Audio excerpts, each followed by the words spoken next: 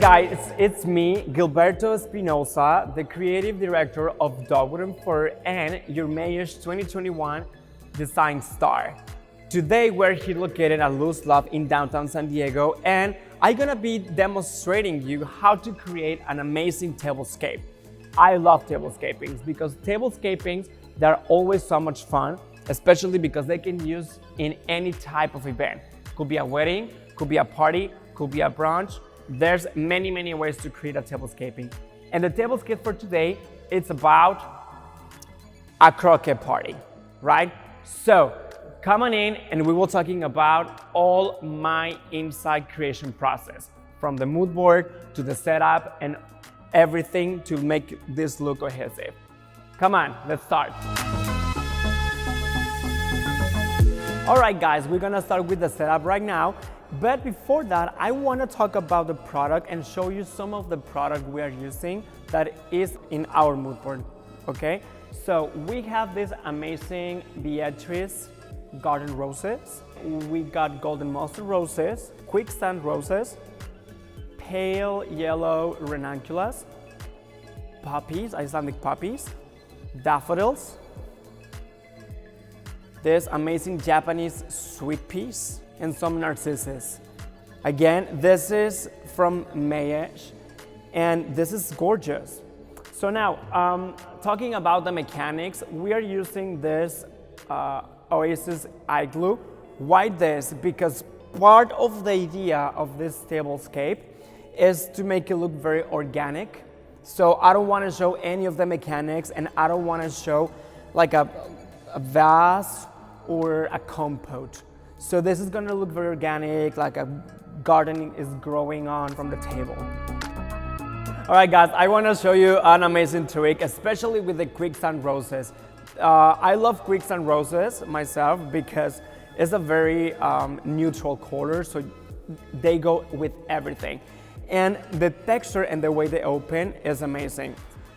And when the center is about to start fluffing, I put them upside down and I just spin them. And now they look like they are growing in a garden. Same with this type of roses, honey mustard. Other nice trick that I like to use for my flowers, especially with roses, is to flex them. So how we do that? We just hold the petal and then we push it, and then we are just doing this all the way around.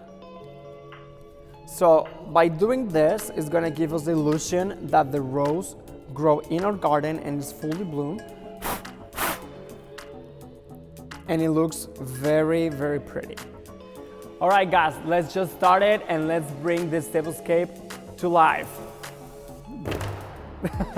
Was that okay?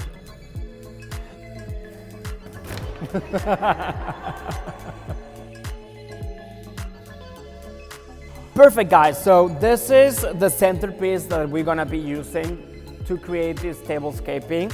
We're gonna set up 5 of these ones because I like to work with 5 tablescapes along the table, okay? And as you notice, we cannot see any of the mechanics, and this is like a very organic look. By the way, I love this mimosa. Thank you again, Mayesh, for this amazing product. Look at this mimosa, it looks perfect. So, I always like to start with the center, and then I'm gonna be adding the pieces next to it, because that way we can start creating and measuring all the space that we have on the table. All right, guys, now that we have all of our arrangements lined up on the table, we can start playing with the dimensions, and we can start playing about how to place them. I like to do and make arrangements 360. Remember, we're gonna have people sitting from here, from there, and from there. So what we want is like all of the guests and all the people that are gonna be sitting at this table take a chance to contemplate and to admire this amazing flowers. I wanna give you one recommendation.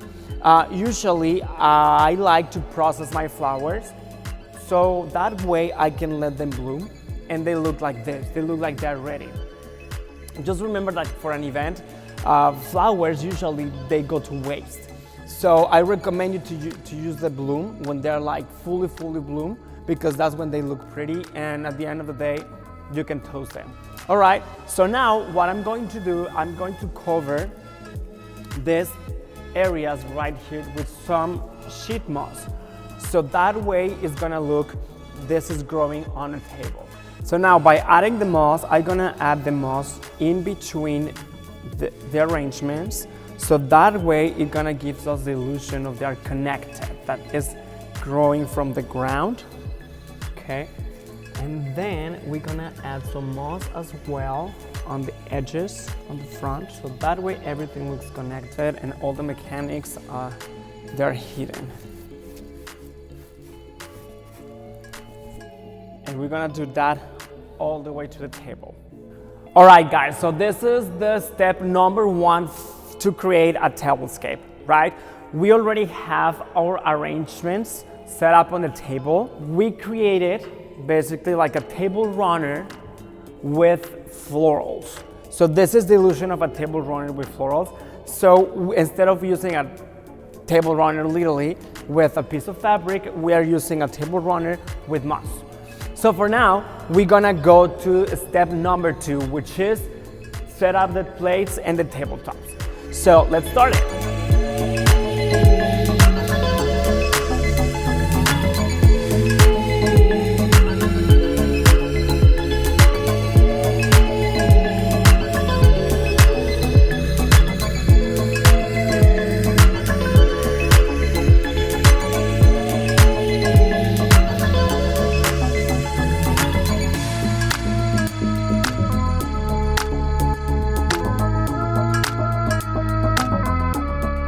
Alright guys, so first things first.